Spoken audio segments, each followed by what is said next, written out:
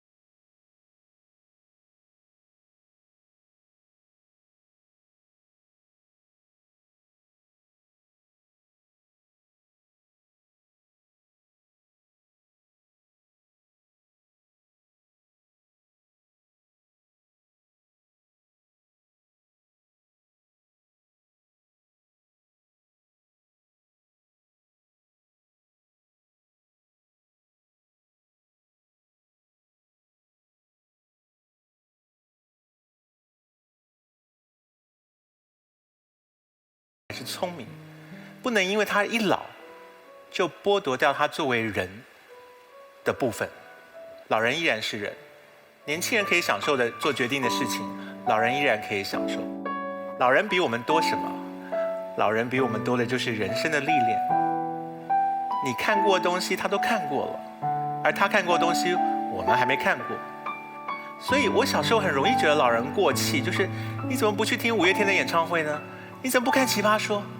老人心里面想的就是第一个，我都看过了，我那个年代的五月天，我那个年代的奇葩说我都看过了。然后第二件事情就是，老人的时间比我们稀罕，比我们珍贵。我们花5个小时看一场五月天的演唱会，我们不觉得浪费我们的时间。他算一下5个小时，对他们仅剩的20年来讲，珍贵很多。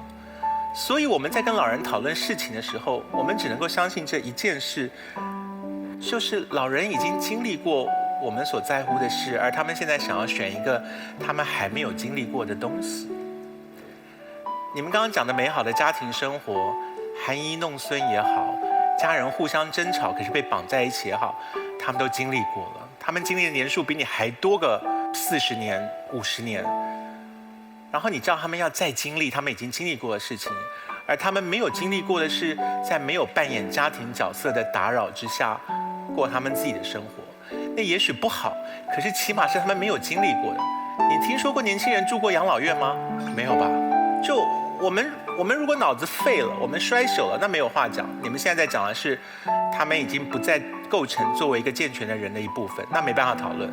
可如果他依然是一个健全的人，他可是比我们经历丰富的人，而他现在想要经历一件他还没有经历过的事情，你要替他做决定，说你得留在你原来的生活里，因为你只会过这种生活，你没办法应付新的生活。我认为我们剥夺了老人首先作为人的部分，所以请注意，不要剥夺老人作为人的权利。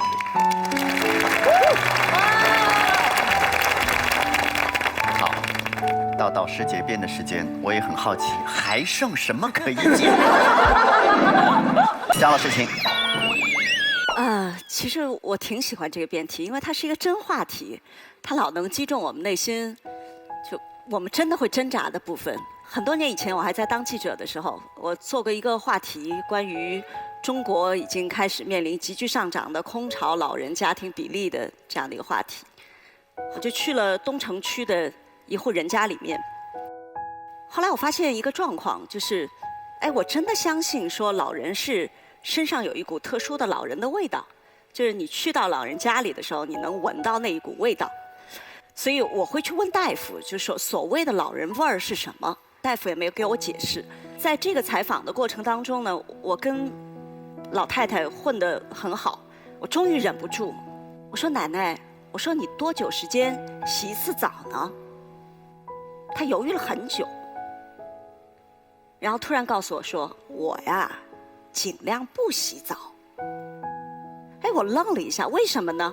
他说：“哎呀，就是老一个人在家，人老了，洗澡是最危险的事情。万一摔了呢？我这后半辈子，我给孩子多大负担呢？我自己的生活质量怎么办呢？这是在我整个采访当中就给我特别震撼的一件事情，就是其实我从来没有意识到，说老人对他独自在家的这个担心，会用减少洗澡来做。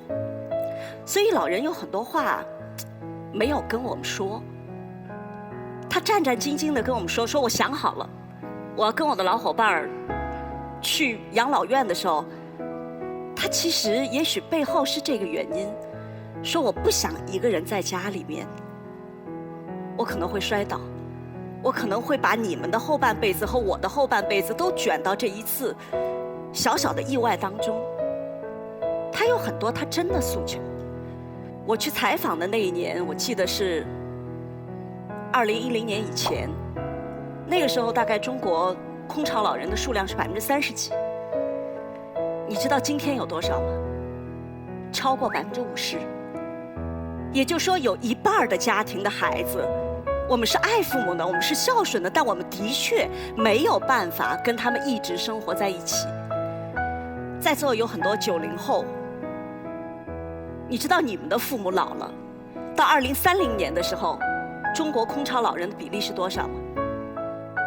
很严格的科学的测算做出来的，你们猜有多少？90%。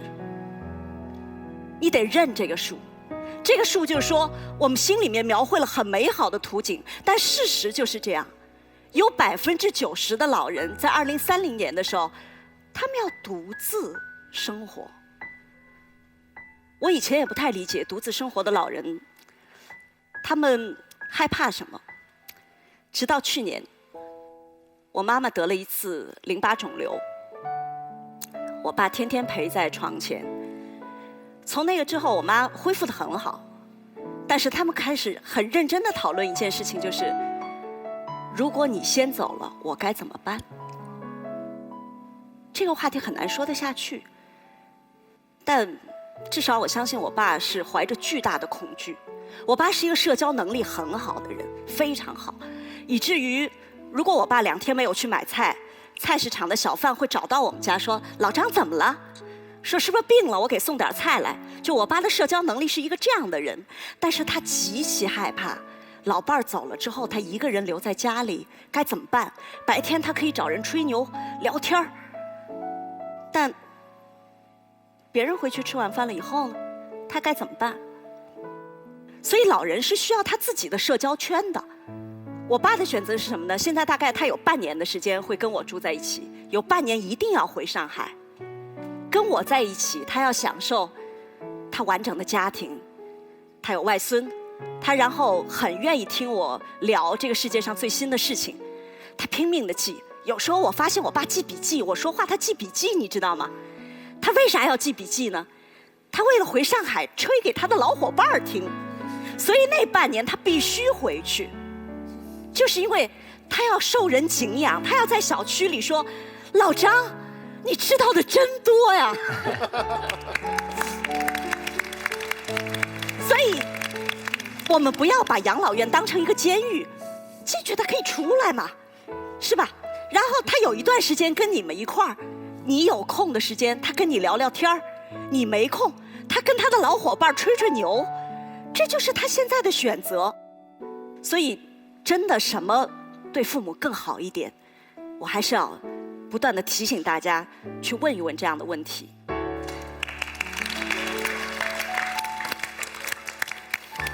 马东老师，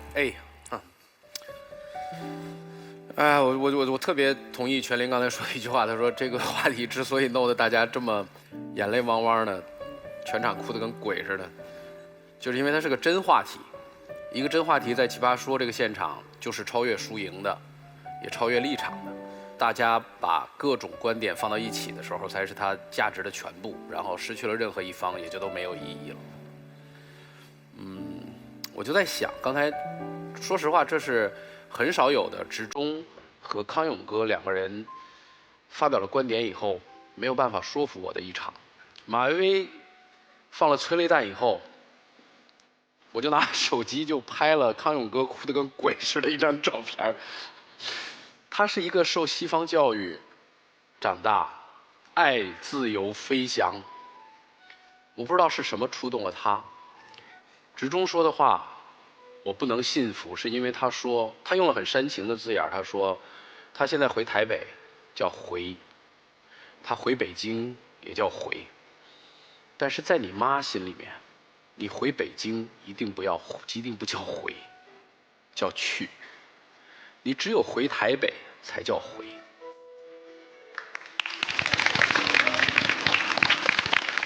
如果按你所说，人的那个所在就是家的话，那养老院就是我们的家吗？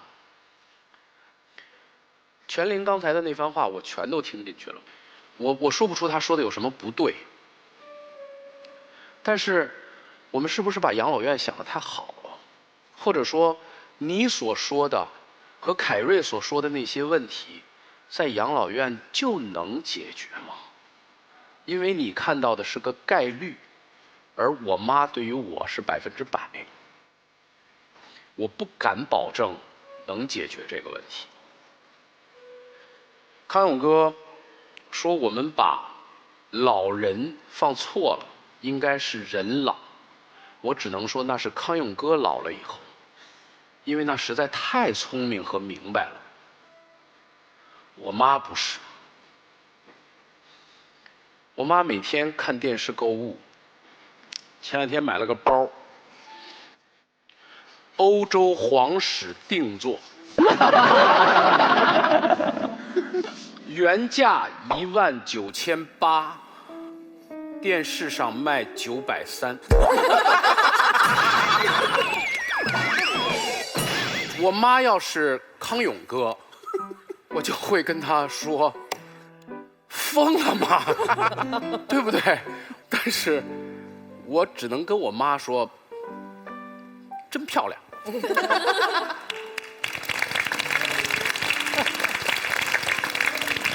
所以，我妈不是康永哥，你们的妈也不是。如果她是我的孩子，我可以跟执中一样说，有话直说呀。但是我跟我妈说你上当了，她怎么办？她不会跟我说任何话，因为她后面那句说：“你怎么让我不上当？因为我一个人，你爸走了10年，我一个人生活，除了看电视，接触到电视购物，我怎么办？”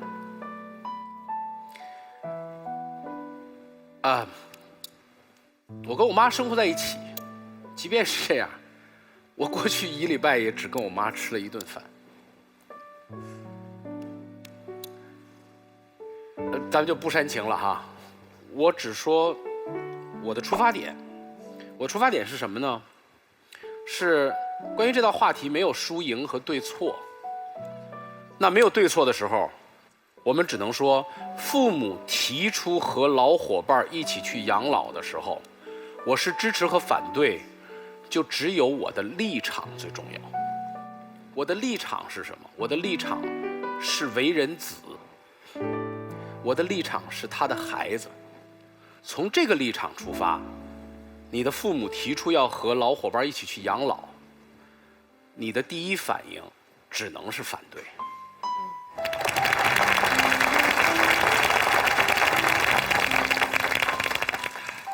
全林老师还有1分钟。在我妈其实经历了那一场淋巴肿瘤之后，我才意识到一个问题，就是他们的时间的确比我们短太多了。你以前当然理性你能知道，但是你不会感性如此强烈。你知道年轻的最大好处是什么吗？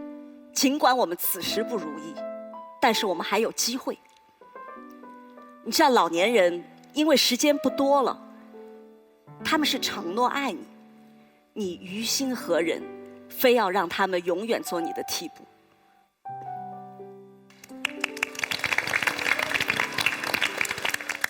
好，来我们投票，各位请选择。3、2、1，好，停。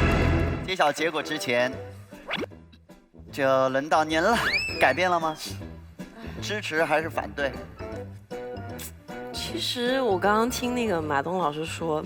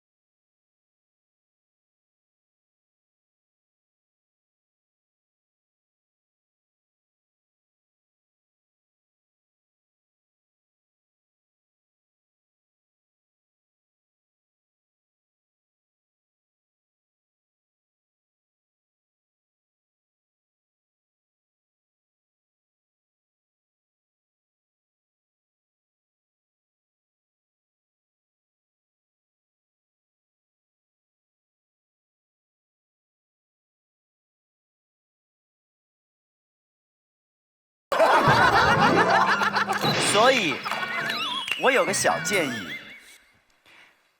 能不能我们建立一个联系？你找一个你最喜欢的事情，把它和你的爸爸妈妈联系起来。比如说，你特别喜欢看《奇葩说》，你能不能跟自己约定，就成为一个条件反射？以后每个星期你看2次《奇葩说》的时候，你想2次你的爸爸妈妈。或者说你喜欢撸串儿。然后你把撸串这件事情，每次你去跟朋友撸串、喝啤酒的时候，想想你的爸爸妈妈，可能你会觉得说，把我最喜欢做的事情和父母联系起来，好像有点扫兴。那我觉得，把任何事情跟父母联系起来都不扫兴。不太对。我真的觉得这是一个方式，可以提醒我们把一些不该忘了的事情别忘了。你发现家里有闲置物品，你准备用闲鱼 APP 把它卖出去的时候，想想你的父母。你告诉自己玩的不够大，别喝美年达的时候，想想你的父母。你用爱奇艺 VIP 看《奇葩说》的时候，想想你的父母。我保证，每一次想到我这些可爱的赞助商的时候，我就想我妈。哎呀，好，来，我看今天的结果，来，请看。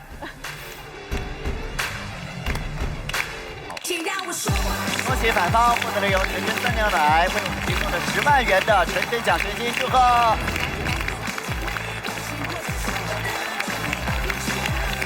好，来，还是要辛苦我们没有参加辩论的导师帮我们做一件事情，包括我们小花。首先写上，在反方你们觉得今天最可爱的辩手，在另一面写上我们觉得今天正方没有那么可爱的辩手。我们先亮今天要获得黄星星的是哪一位？来，请亮。感谢别让你的头屑陪我过夜的海飞丝。我这也能卖出去的闲鱼 APP， 以及玩的不够大别喝美年达的美年达果味汽水的大力支持。是哪一位？来，请亮。好，马薇薇，祝贺。飞马马呀，飞马马。接下来我们要亮我们还没有那么可爱的，来翻过来。啊，麦子燕，加油加油！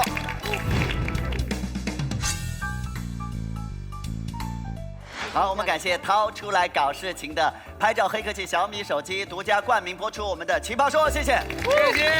好了，我们下期再见。中奖。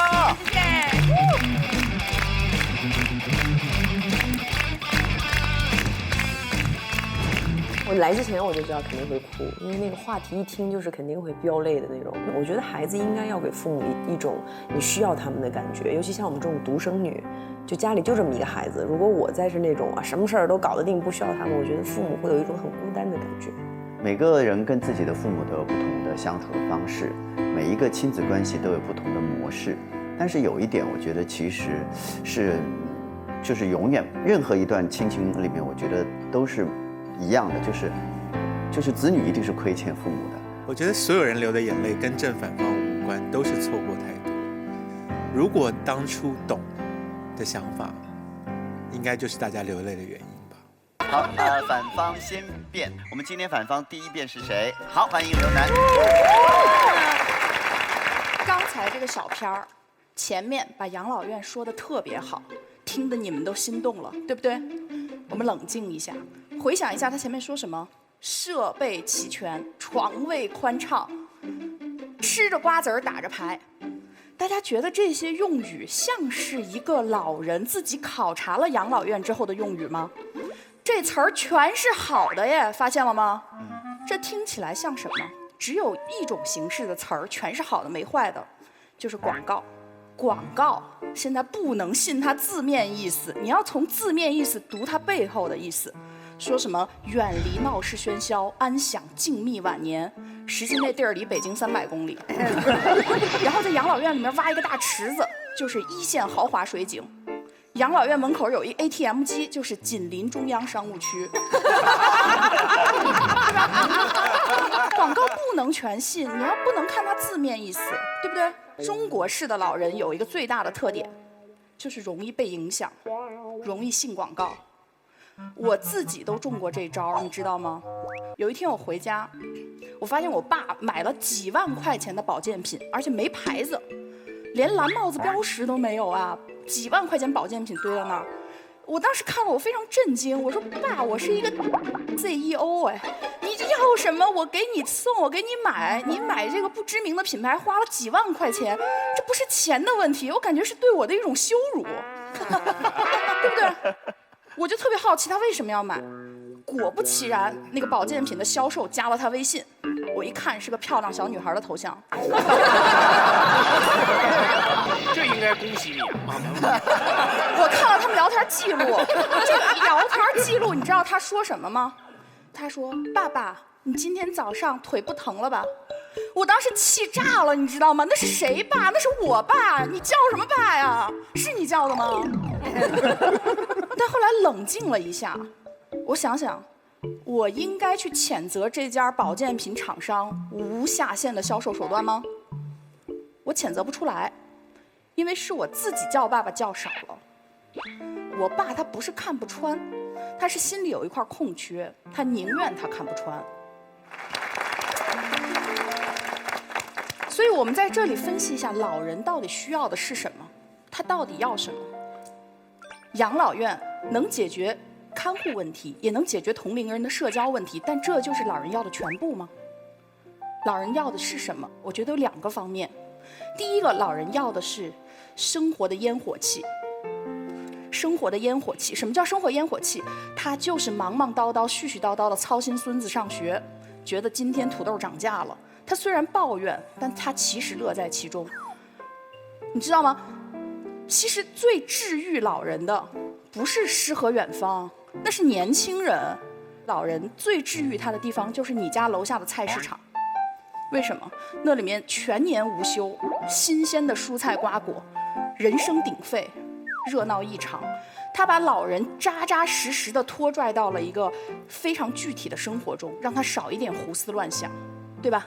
有时候你看到老人，他一天天在衰老，那个是不可逆的过程，但是生活的烟火气可以拖拽着他，让他老得慢一点，对不对？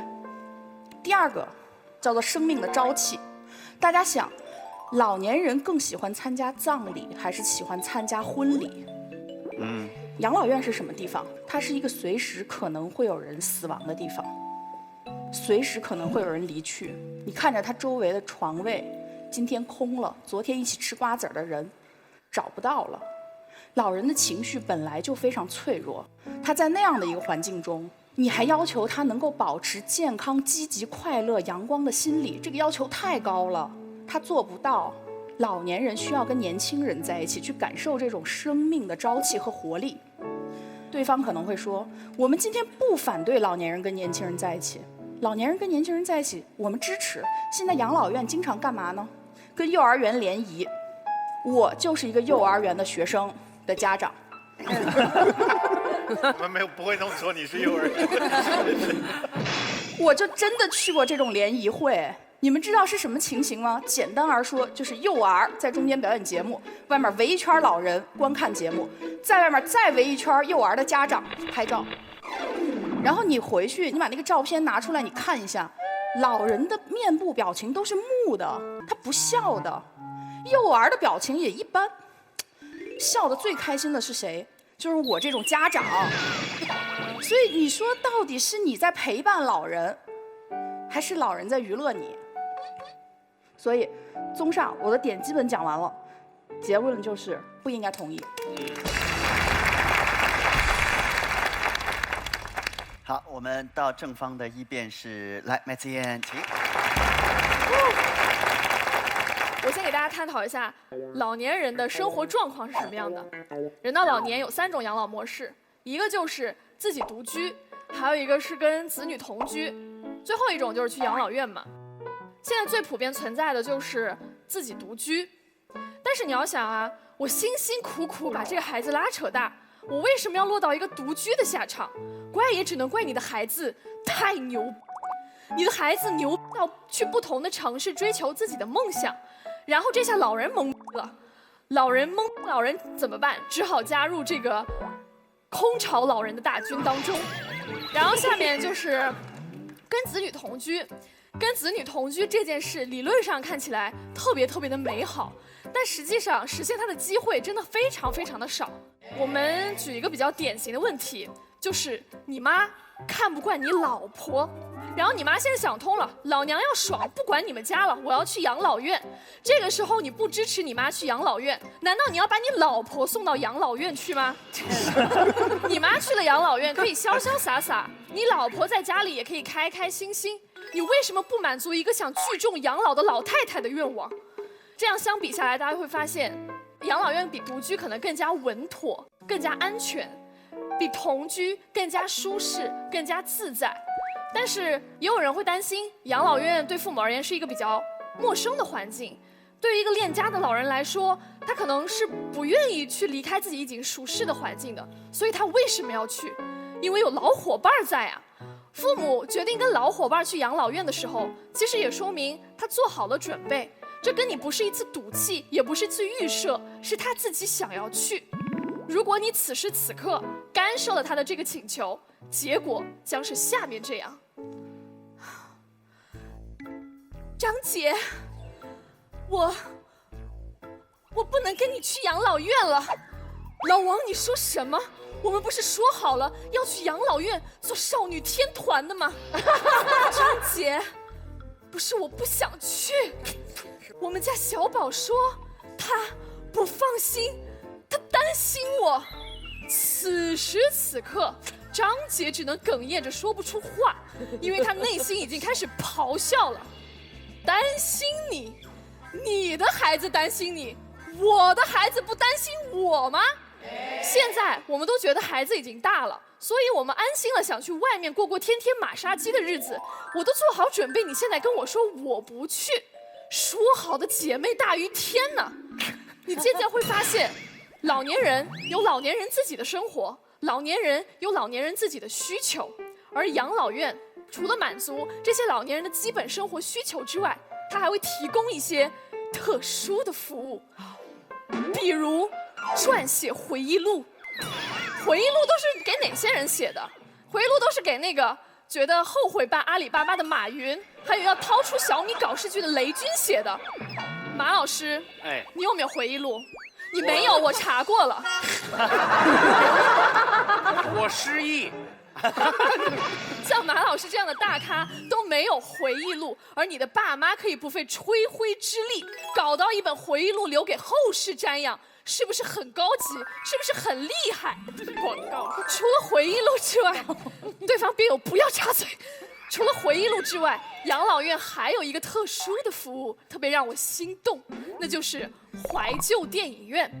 一群老头老太太手牵手步入电影院，庆贺的是什么？老子终于不用再跟那群孙子抢电视了。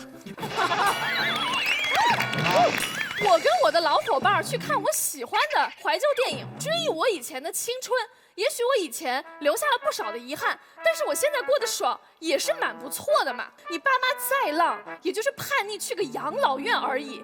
你以为他天天都愿意待在家里面给你带孩子吗？抱歉，你的孩子真的没有你想的那么可爱。我不是要问你支持不支持，我是来通知你这件事情的。说到底，距离可以产生美，但是对你的父母而言，距离能够让他喘上气儿。那接下来到潇潇来，欢迎。哎，这道题吧，要聊父母，也不太方便说脏话。好难啊，真的好难啊。很多父母本人都说脏话。我跟你们说啊，麦麦一看就是没什么生活经验的女孩。她说：“你以为你爸妈真重视你的意见啊？也就是通知你一声，哎，可能我们真的拦不住他们。那他通知我们的时候，我们的态度就很关键了，对不对？他演了那么多，没一个演到点儿上。来，我给大家演一演。你妈回来跟你说，孩子啊，我跟你王阿姨要去这个养老院养老了，你也不用操心我们，你觉得怎么样啊？好嘞，妈妈，我现在就去给你收行李。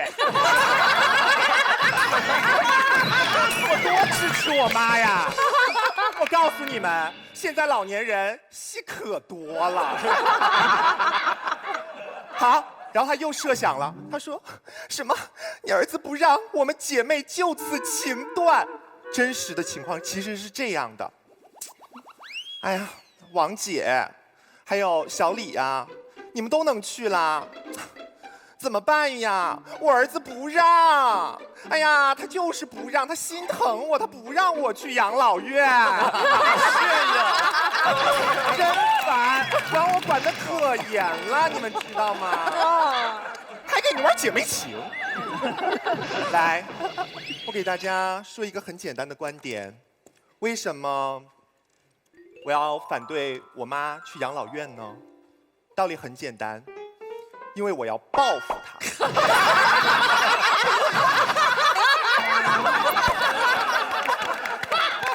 你说不要威胁老年人，让他们自由的去追求自己想要的生活。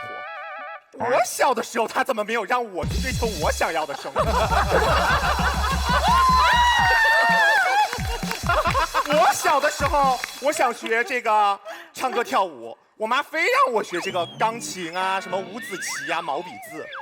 现在家里我掌权，我就让你感受一下什么叫健康老年生活。我就让你体验一下什么叫最美不过夕阳红。小的时候，我想去夏令营，我妈多担心啊，怕我吃不饱穿不暖，磕着碰着，然后还有人贩子把我拐跑了。长大了，我妈也变老了，然后她想跟她的老伙伴去养老院。妈，我也担心您呢。您看，养老院是干什么的呀？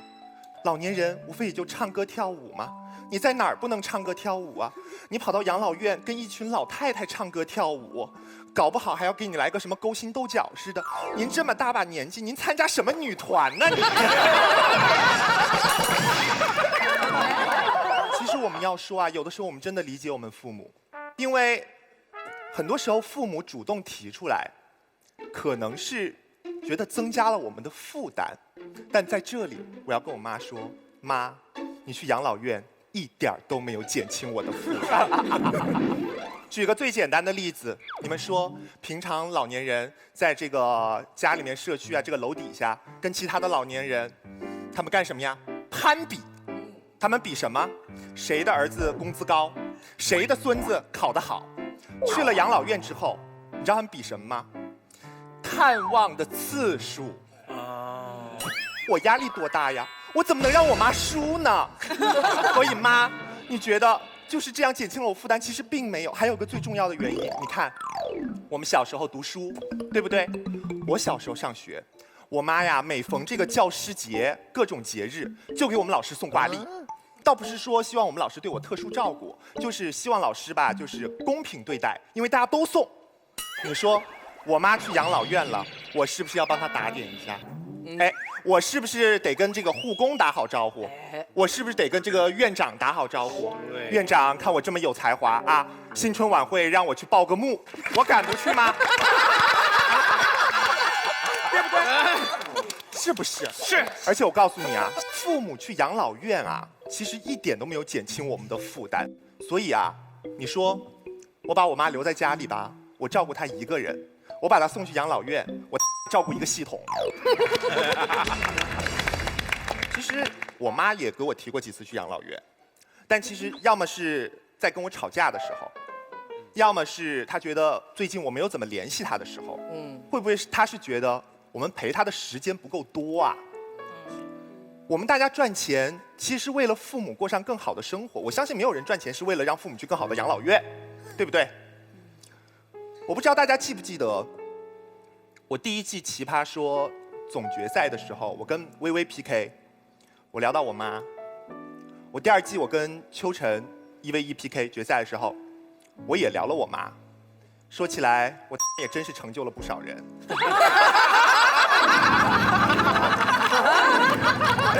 是因为那2道辩题真的跟我妈有很大关系吗？其实没有。但是，当我紧张、我害怕、我失措、我头脑一片空白的时候，我第一个反应就是我妈。我就是要说她，我说她能让我安静，能让我放心，能让我觉得我咬咬牙这一关就过了。所以其实很多时候，我妈是给我的最后的一个安全感。所以我不愿意把这份安全感交给别人去寄托，我也不希望这份责任由其他人来帮我分担。所以如果我妈跟我提出她要去养老院的话，我会跟她说：妈，儿子还没长大，您去养老院干嘛呀？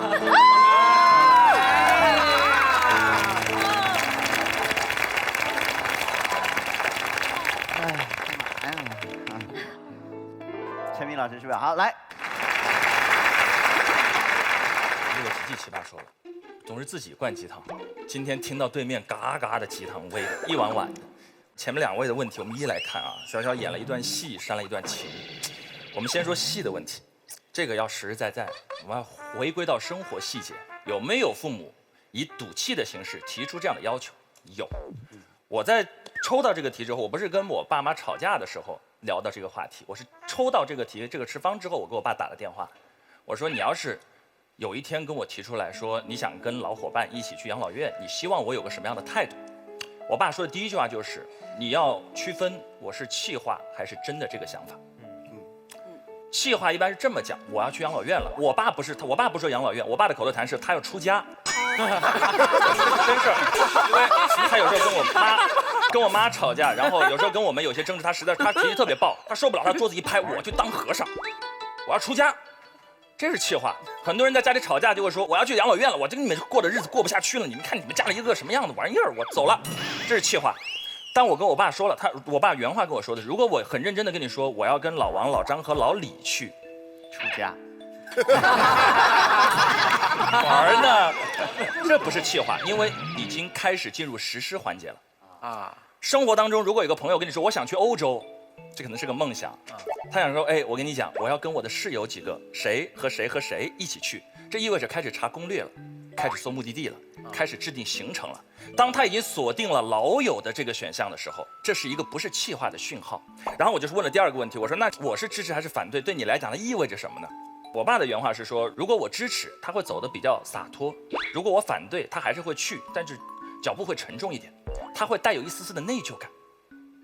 他真的怕他去了养老院，儿子在外面名声不好听，他怕这件事情的社会舆论给他带来的影响，这是他真正关注的事情。然后是刘总刚才讲的那一段，他说这个老人真正需要的是什么？2句话：生活的烟火气，菜场；生命的朝气，孙子。这是特别典型的一种青年和中年用自己的理解来对老人的幸福观进行的刻板偏见，非常非常的典型。我们总觉得这应该就是老人想要的生活的性节的根基啊。但我们细想一下，生活的烟火气是嘛意思啊？楼下的菜场嘛，就帮我们做饭嘛；生命的朝气还帮我们带娃嘛。我们为什么有的时候会有这样本能的推断？因为我们生活中老人就在这么做，老人们一直在这么做。很多时候我们以为是价值观影响环境选择，有的时候不是，是那个环境铸造了他们的价值观呢。他们天天就只能下楼去买菜呀。他们觉得你们工作那么忙，我只能来给你们带孩子，带了几年。他们除了认为这件事情我做得真的很幸福，又能怎么想呢？我们还信了。这个题目其实很东方，我们客观来讲，强调这种亲情和家的连接，宗系血亲文化。我当然承认，饱受这种文化浸染的，当然有一部分家长他真的以此为乐。这部分家长是不会给你提出题目中的要求的。那有没有一波很洒脱随性的老人呢？有没有65岁还在染红发的呢？他真的就是想跟老人在那去打牌，他才有提出这个要求的那个可能吧。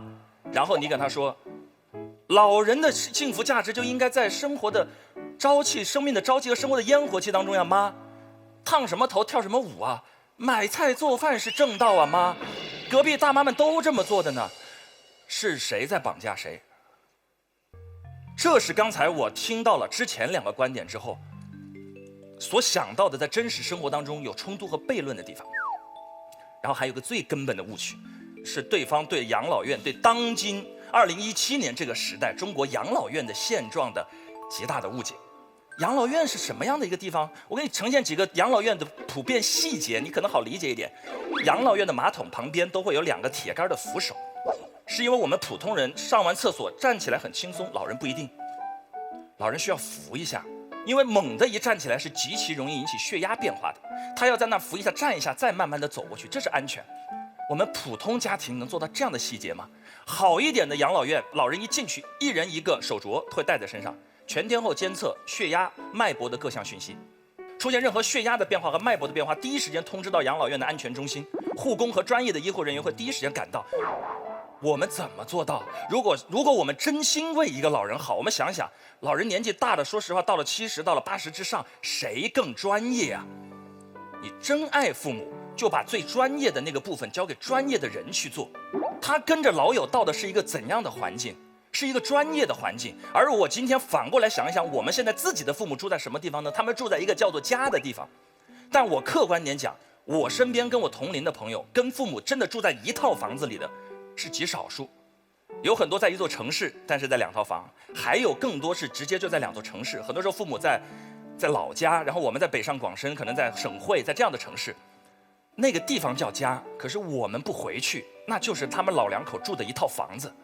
他们住的那个居所跟养老院那个居所没有什么太大区别，真正的区别是他没有朋友，那里没有他们的那些老伙伴，他没有那些专业的医护细节，他没有那些为所有老人制定的所有的那种保护到你安全和健康的所有点滴之中，他没有那个让他自由自在去生活的心境，他只能期盼着你回来，然后你告诉他，他所有的幸福来源就是亲情，我舍不得送他过去，你画地为牢了，拘束了他的价值观，还要以此为要求斩断他通向其他道路的途径，不地道啊！这孩子做的不地道。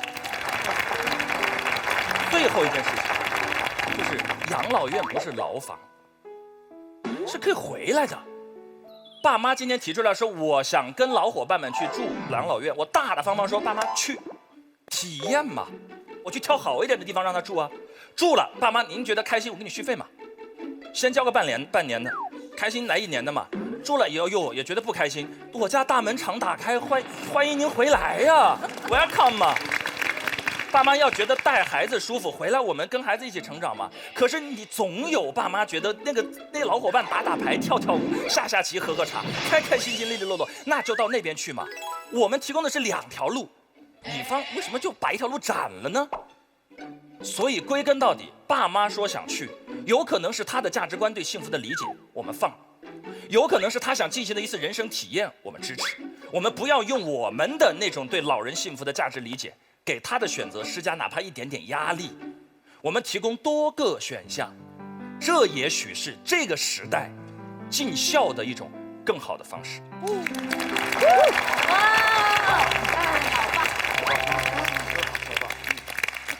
薇薇，哎，来了！看来陈明有一点非常强，他无论站在哪个池方，最后都能呼唤出爱来，你知道吗？我说你都已经要把你爸你妈送去养老院了，你居然还说这是一种更负责任的方式服。你说的其实不是一群老人，他说的是一群老超人。什么意思啊？我给大家解释一下。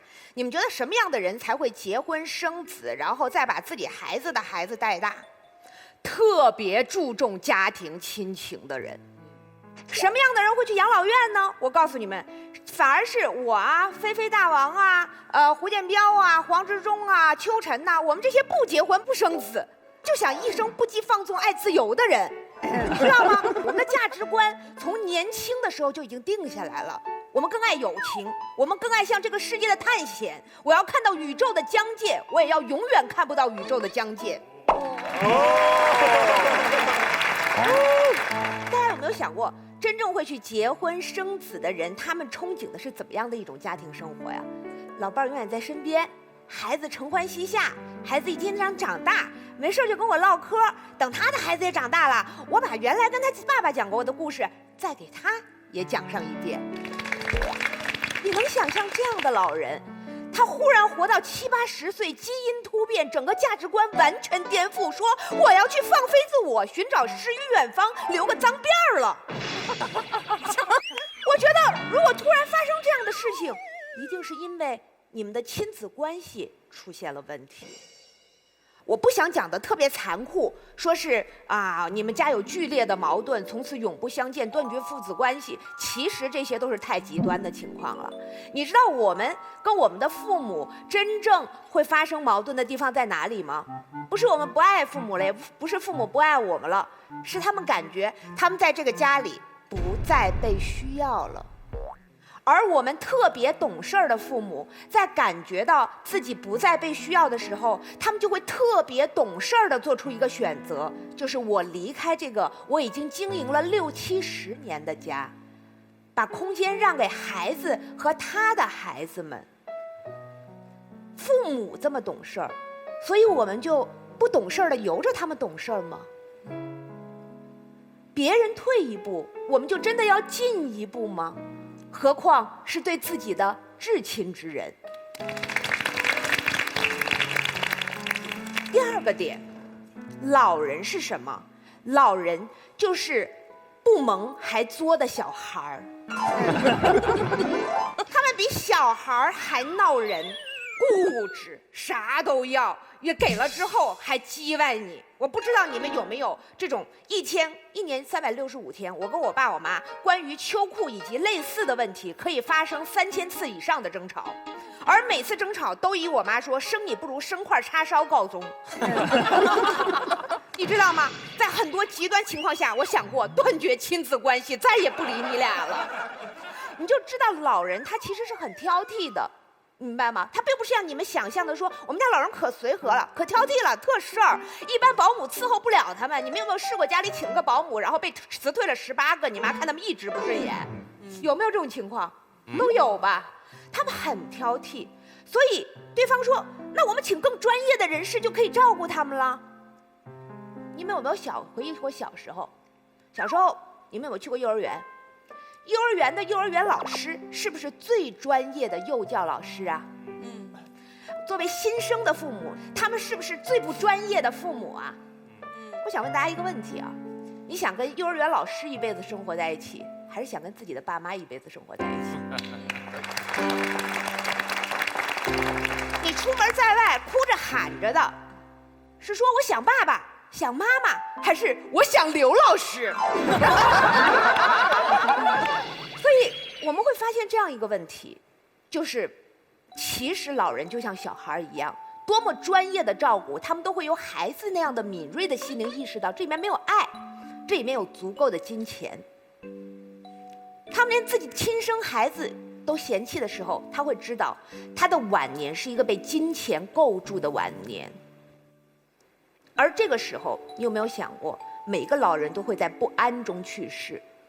我怕活得太长，我的钱已经不够了；我怕我活得太短，我的儿孙福还没享够。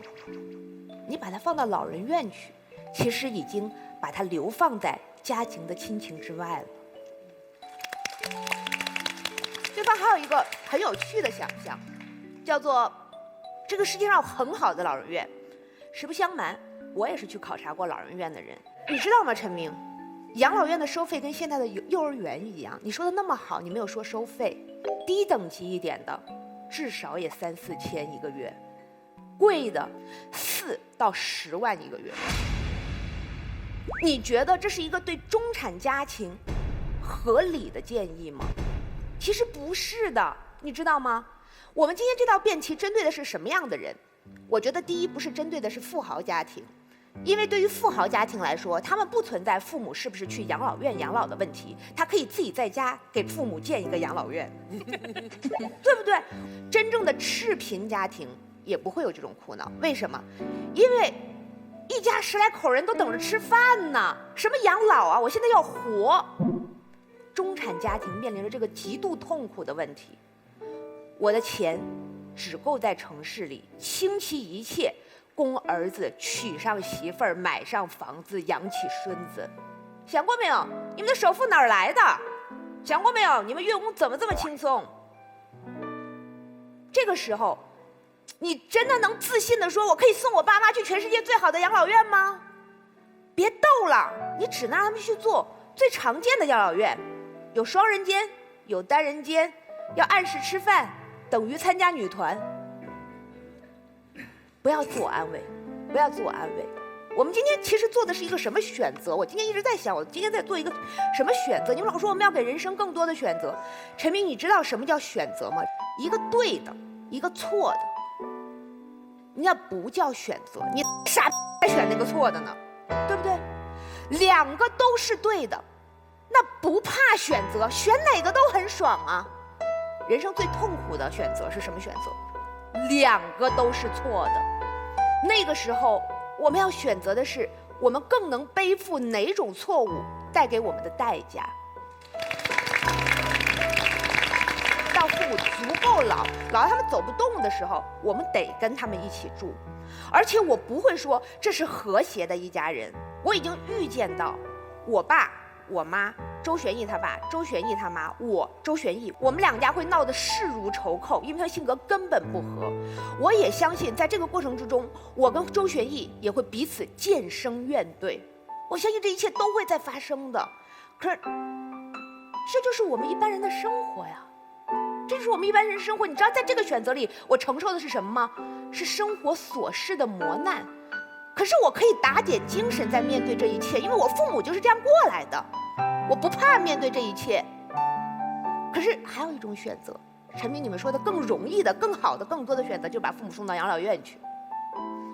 你们家不会再有吵架，你的中晚年生活会很幸福，你可以跟你的老公2人世界，或者跟你的老婆2人世界，加上你的孩子3人世界都可以，你会过很平顺的几十年，周末去看看父母就可以了吗？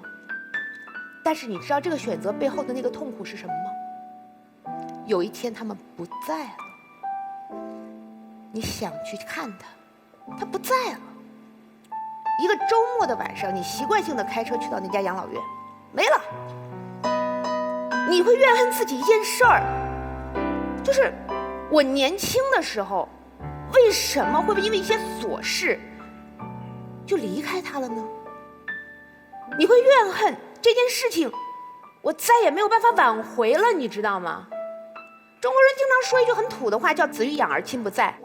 但是你知道吗？孝顺这个词就是由后悔构成的。无数个我们做错事的瞬间，无数个我们割舍不了的瞬间。所以我今天要求你们做的是一个两难的选择，你可以选更轻松的路走，你未来30年父母都在养老院，你开开心心周末去看一眼。你也可以做一个更艰难的选择，你一直跟父母吵吵闹闹，但是等有一天他们真正闭眼的时候，你可以对你的父母说，你们这一辈子对得起我，我这一辈子也对得起你。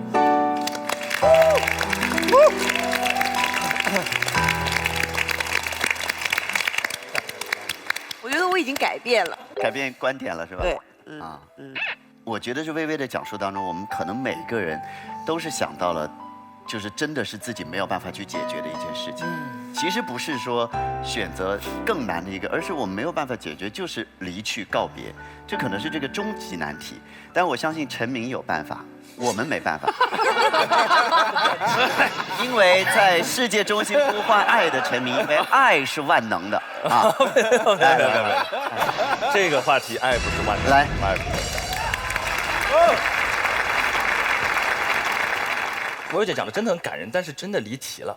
就是我们是选择把父母留在身边，还是把他们送去养老院，这是错与错的选择。我想问薇薇姐的这个问题是：如果真的老人他真心想去，而且他觉得那个时代即使老了也想追求自由，我们应不应该尊重他的选择？不是我们要帮他做选择。我会觉得我爸妈特别懂事儿，但我不忍心让他们为我做这种牺牲。陈明，我跟你讲一个很真实的故事。我们几个老僵尸住在北京，我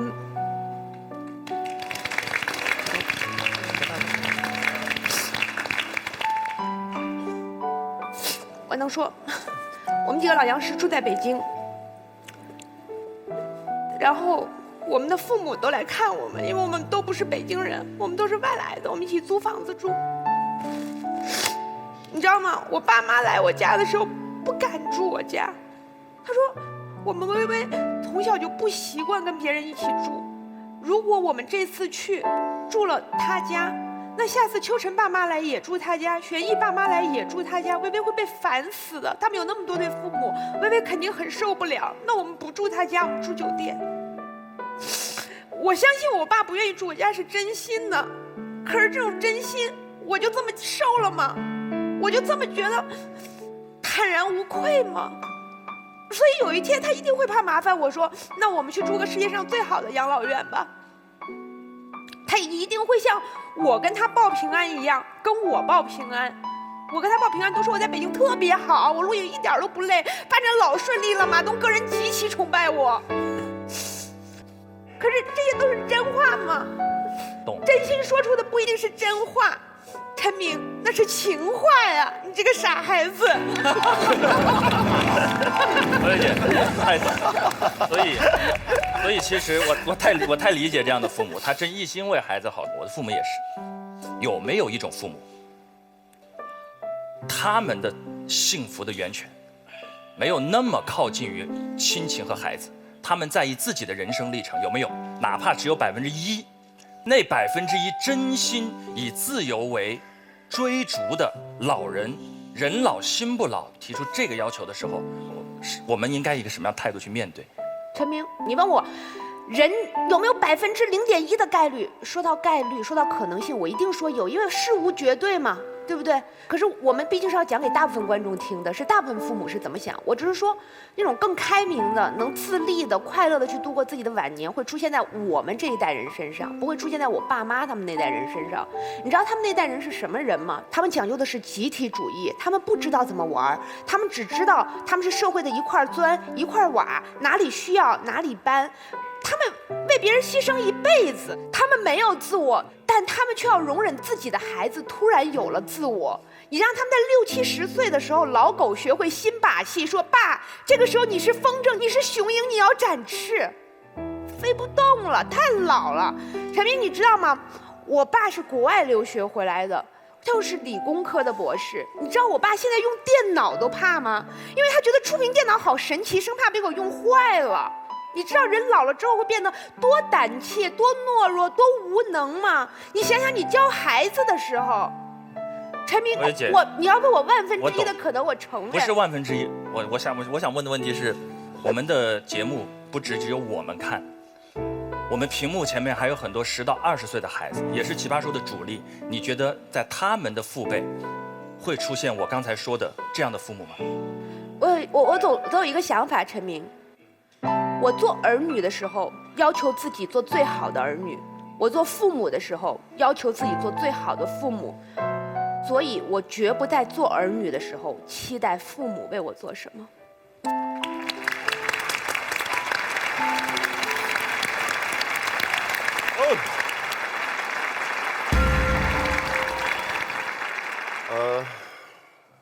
这个问题在东方比较常见。刚刚有一点陈明说的是对的，西方比较没有这个问题。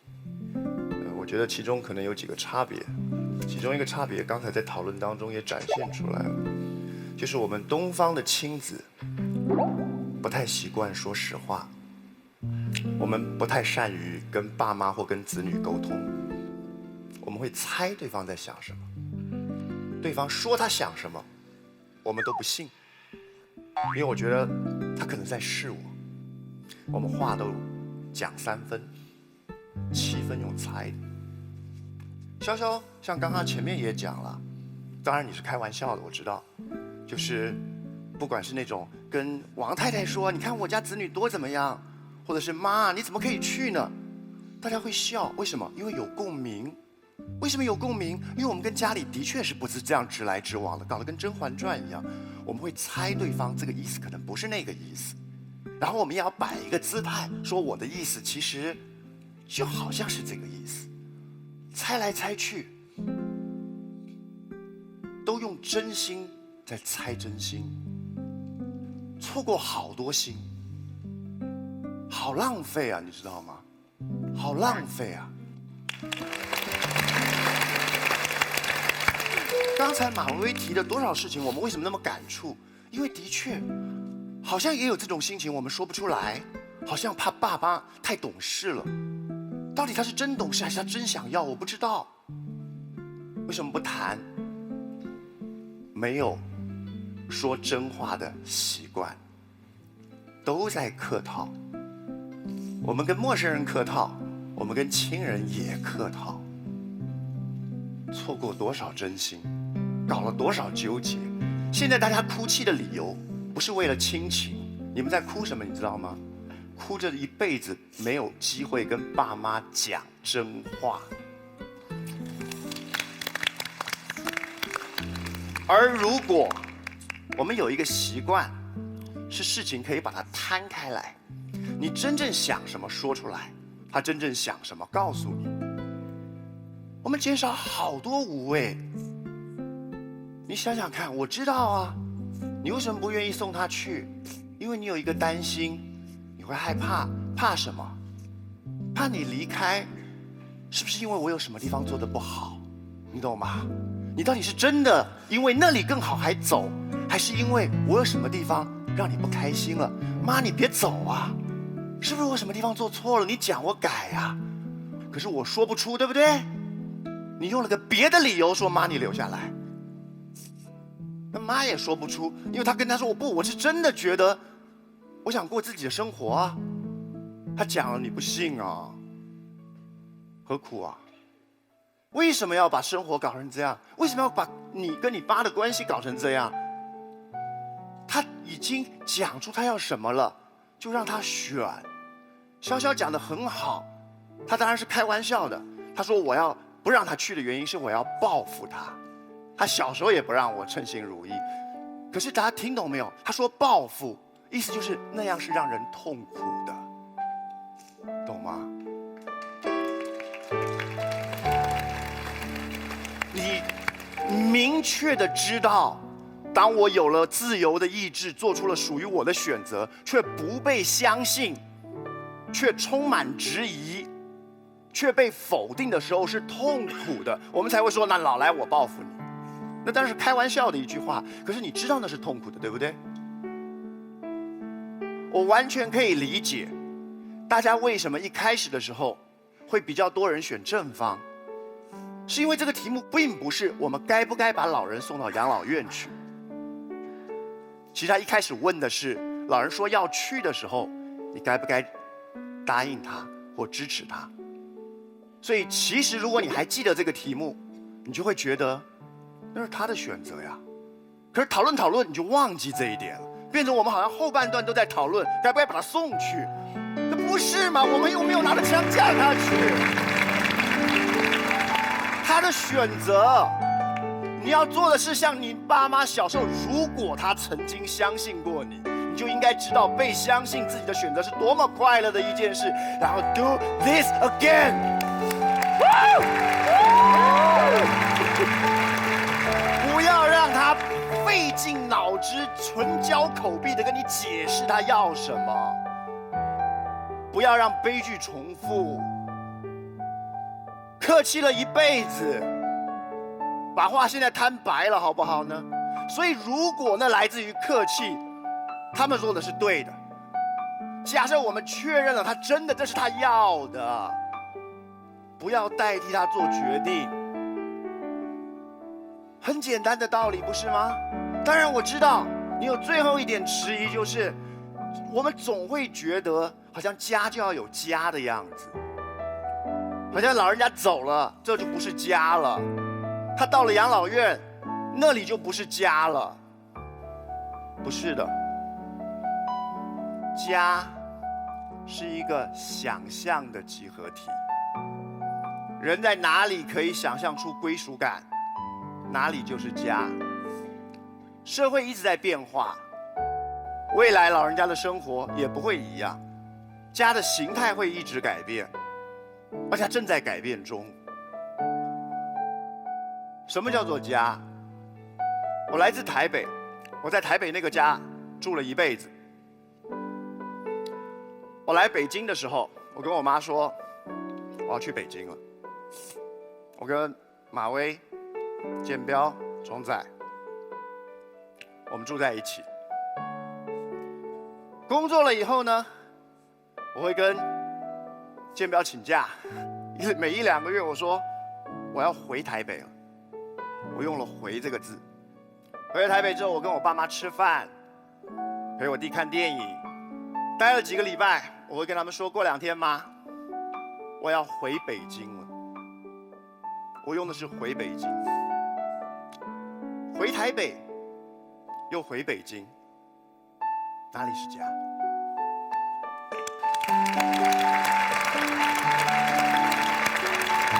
你的父母，他不是去养老院，他回到一个他可以自在的地方。可是你不用担心，当他每次回来的时候，也依然是用“回来”这2个字。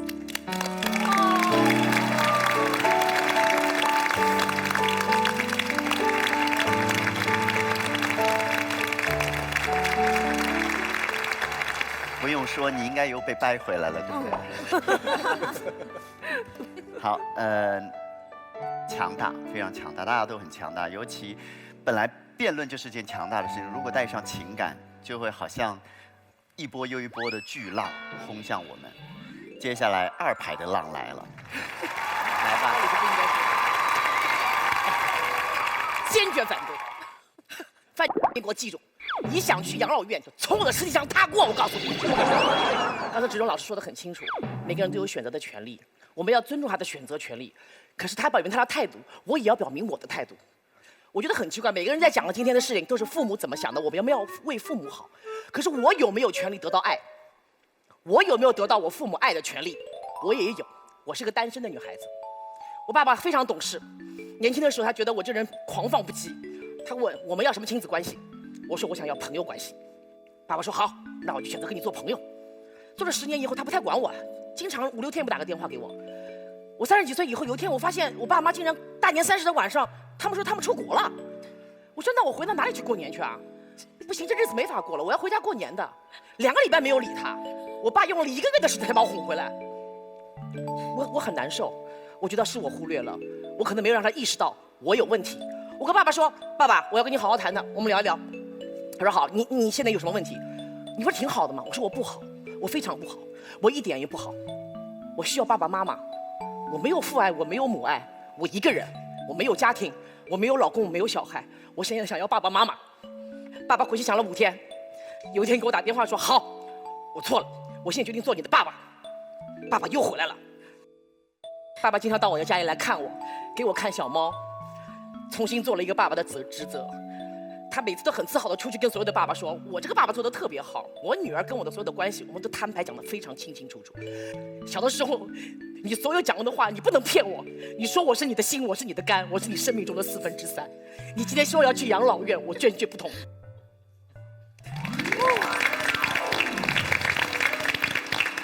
我爸爸是30几岁，还在机场拉着我的手，在前面叫：“甜甜啊，我心肝肝上掉下的肉肉，你别走得太快。”我爸爸就是这种爸爸。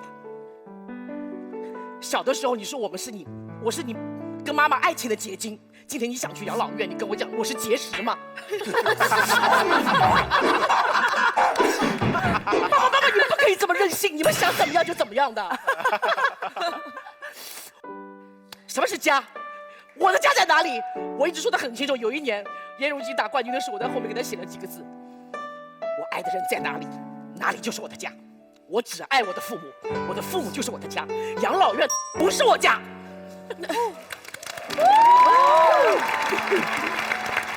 请不要忽略我们子女的爱，我也有要求，有一份父爱母爱的权利。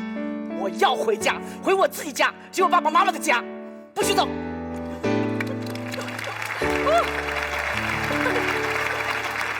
这颗结石好凶啊！对面有人要奇袭这枚结石。凯瑞来，我不是要奇袭，是我也想分享一个故事。在分享之前问大家一个问题：当老年人在家里面的时候，因为年纪渐长，他的吞咽功能出现了问题的时候，吃东西噎着了，我们该怎么处理？当一个老年人他出现了心绞痛，觉得非常的不舒服，连呼吸都呼吸不上来的时候，你的面前有硝酸甘油，你的面前有阿司匹林，我们应该给他吃哪一片？当一个老年人因为出现了脑内的大出血而产生了应激性的胃溃疡而大口呕血的时候，我们应该怎么去帮助他？这些事情我觉得是专业的代价的问题。而我的奶奶在前年就因为最后一个问题离开了我。我记忆非常深刻啊，因为她呢长时间是有一些身体的问题，她在大量的服用阿司匹林，这个药物在一个人出现出血问题的时候会加剧这个出血情况的袭来。我听到照顾她的姑妈回来跟我形容的时候，她吓坏了。奶奶只是说我有点头晕，然后我姑妈说我帮你按摩一下你的脑袋，你别动，要不你坐起来吧，要不你喝点水吧。然后我奶奶大口的鲜血就喷到了房间里面。姑妈在第一时间打了120的电话，因为我们当时唯一的寄托就是120这样的一个急救机构，可能能够帮助我奶奶，能够让她回来。车都没有到，奶奶就走了。从那一天开始呢，我每一次在录制节目的时候，我以前是个生活服务类的节目主持人，我别的东西什么东西我可能都会走神，可是当专家老师或者医疗嘉宾突然间提到一个问题，说遇到这个问题，老年人我们应该怎么办的时候，我会打起12分的注意力，我会仔细去听，我会去想，哦，原来在这种情况下面，我们可以帮他把痰液稀释出来。原来在这种情况下面，在极端的情况下，我可能可以帮他破开他的气管，让他进行一个短暂的、及时的呼吸抢救。原来我的心肺复苏要在压12次到20次之后，要对他口对口的进行3次的人工呼吸。这些东西我都在不断的积累。可是我能达到这么专业的情况吗？中国有一句话叫什么？不怕1万就怕万一。对于我们把家人送到养老院，或者他们想去养老院之后，情感上面的缺失，我们有1万种补偿的方式。可是当一些痛苦的疾病或者非常凶险的疾病来临的时候，那一个万一，我一点都承担不起。好，我们老师要结辩之前，我们想问一下台上的我们导师们的想法。罗老师，这件事情您现在观点是什么？其实我的家庭最近在做一个选择，要不要买一份保险？这份保险比较贵，买了之后呢，我的父母、我的爱人的父母和我，将来就可以住那家机构的养老院。我们都知道一个基本的事实，中国的养老院资源会越来越珍贵，很可能会住不上。所以提前做这样的一个准备是不是有必要？但是我在想，什么时候我会住进养老院？是我的生命衰朽到不能自持的时候，我必须坐轮椅的时候，我必须24小时有人看顾的时候，我才会走那一步。否则，养老院是一系列中产阶级中年人对老年生活的虚假幻想。我给我父母在北京买了一套房，特别有一个设置，就是落地窗，前面是一条车水马龙的公路。老了他会愿意坐在那儿看底下人走来走去，很欢乐。他不愿意面对湖光山色和隔壁颤巍巍的王奶奶。我们老了不会喜欢那样的养老院。我们老到需要护士24小时监控的时候，湖光山色对我们屁用没有。我们只是把自己像一块肉塞进了一个冰箱的冷冻柜。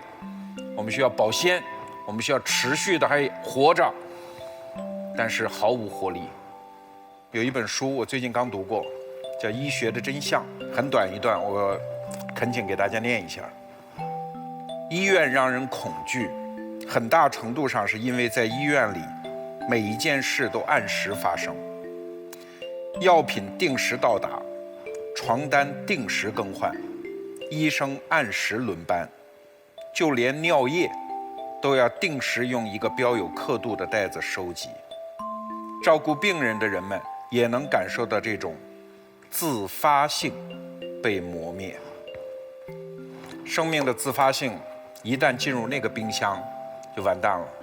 所以刚才你们在辩论的时候，我突然在想，假设我买了那个保险，我真会去住吗？可能不会。在场有几个创业者，胡建彪、刘楠、马东、我、张泉灵。我觉得我们可能会像台湾的王永庆先生那样，90多岁死在去美国考察新投资项目的路上。我们可能无法容忍我们像一块肉被塞进那个装上了各种器械得到完好呵护的冰箱。